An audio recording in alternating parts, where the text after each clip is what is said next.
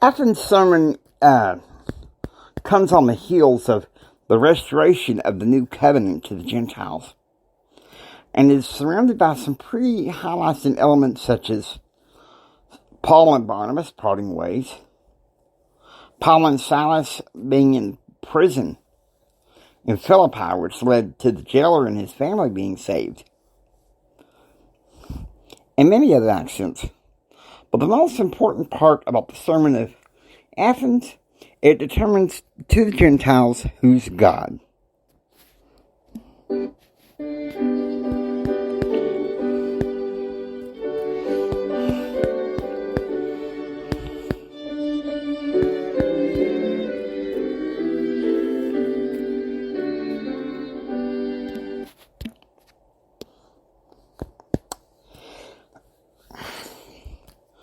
Paul and Silas first make a little stopover in Thessalonica, and they cause some people to believe. But unfortunately,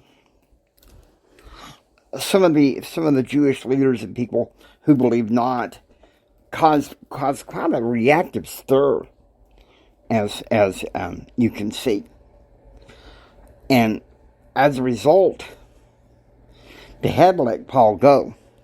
Now, here's the beautiful part about this before we get into the Athens Sermon, which is, I think, the most moving part of Acts chapter 17. Let me go into my Gospel Library app.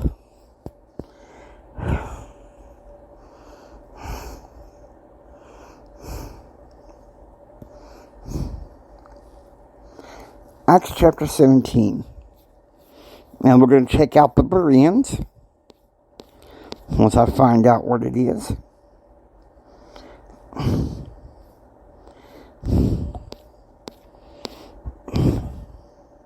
Here it is.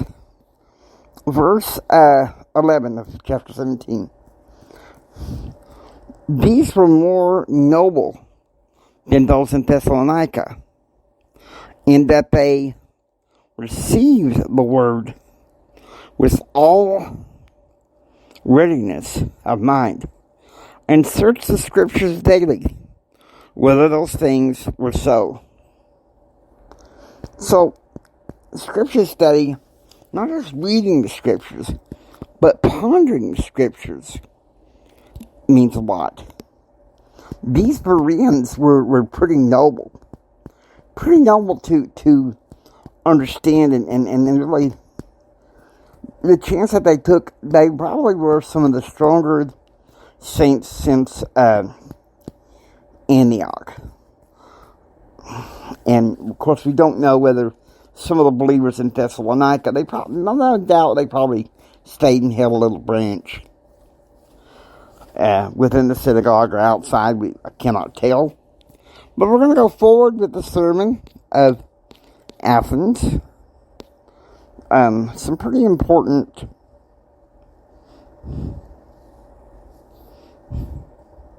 this is the thing here. It is the beginning of verse 23 of Acts chapter 17. For as I passed by and beheld your devotions, and in the Greek it's like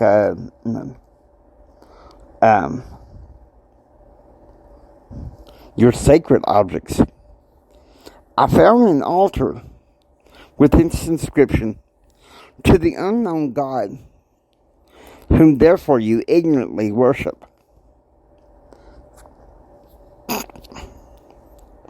Him declare I unto you, God that made the world and all things therein, seeing that he is Lord of heaven and earth, dwelleth not in temples made with hands, neither is worshipped with men's hands, as though he needed anything, seeing he giveth to all life and breath and all things. This is your key. Here it is, verse Verse 27, this is some good stuff. That they should seek the Lord. Now, what does it mean to seek Him? Daily access in prayers. And this is something in the JST noted. It said, if they are willing to find Him, for He is not far from every one of us. That tells you something right there. Verse 28. This is the most important verse right here. For in Him we live and move and have our being.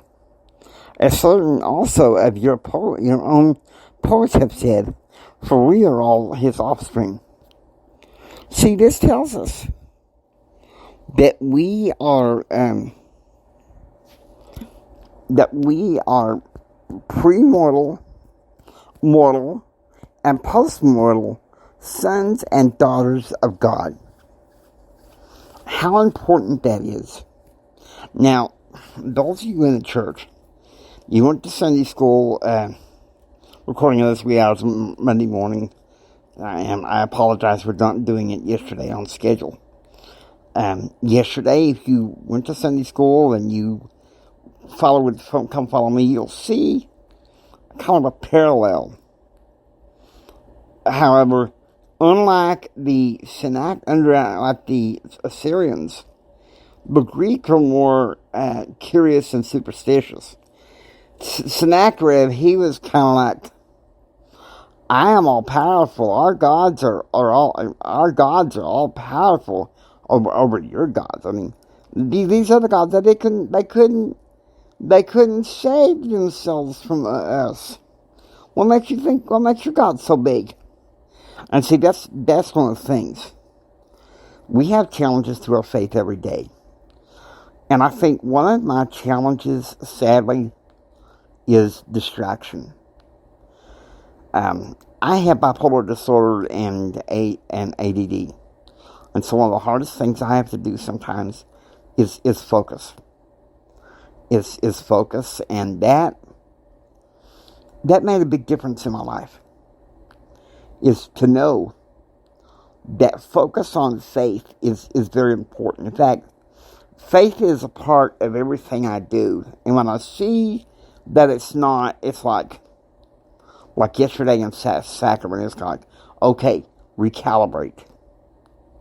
And once again, it wasn't that easy. But by the time I taught the Sunday school lesson, it came to my realization. See, what Sennacherib was doing was trying to distract the Israelites who worship the Lord into his way of thinking so that they just give up and surrender to being under siege of him like the northern tribes Israel did. But the good news was they had a righteous king that went into the temple and went into the prophets. And so here's the thing. I will tell this if the cows come home because this helps me. When you're troubled on every side and your faith, when your faith is being challenged, the beauty of it is this. You have two things that can help you. Running to the temple and running to the church through the Lord's servants.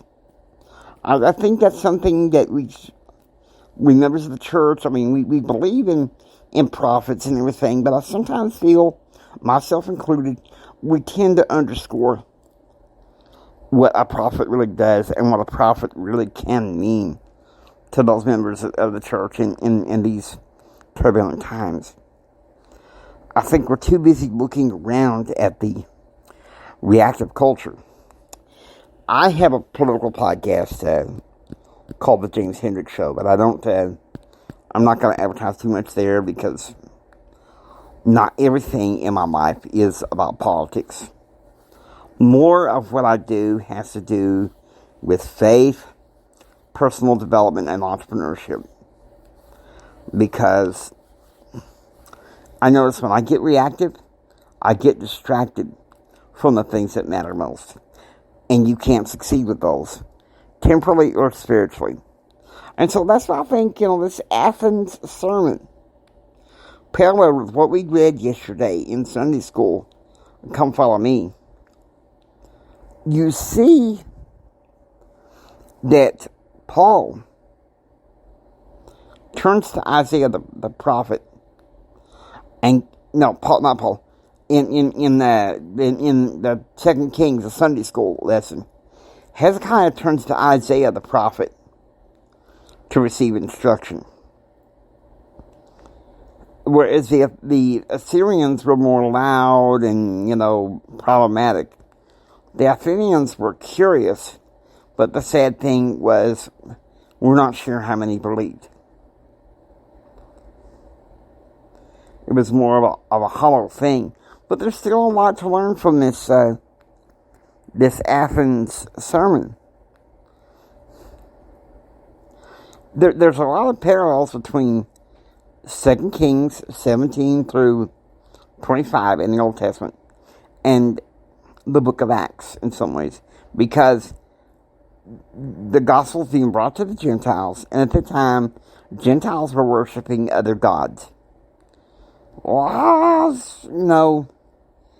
how's your God bigger than ours, but the good news was, Paul and Salis, of course in Athens it was just Paul, the Lord's servants preached the truth.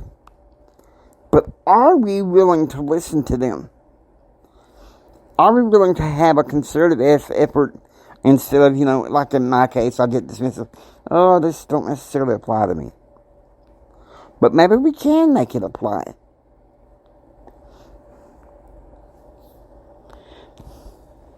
Now, I hope you enjoy listening to the Eternal Light. If you like how this is, please subscribe, become a part of the Eternal Light family. This is Jimi Hendrix saying until next time, remember who you are, read your scriptures, and take care, and God bless.